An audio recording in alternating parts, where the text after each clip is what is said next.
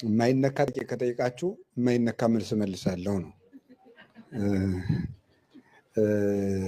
በቤተ ክርስቲያን ውስጥ መዝሙር ሲዘመር ክራር ይፈቀዳል ወይ የሚላለ? አይፈቀድም።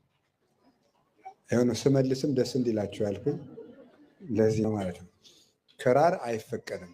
የዘፈን መሳሪያ ነው፣ የመዝሙር መሳሪያ አይደለም። በገና፣ መሰንቆ እና ከበሮ፣ ጸናጽል፣ ዋሽንት፣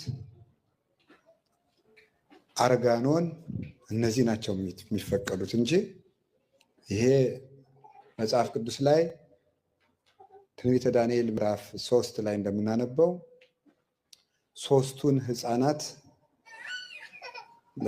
2 ወይም 3000 ምዕራፉን ወደኋላ ወደፊት ካልክ እዩት። ከሁለቱ ምዕራፍ አንዱ ነው። ይቅርታ አድርጉልኝ። ስለዚህ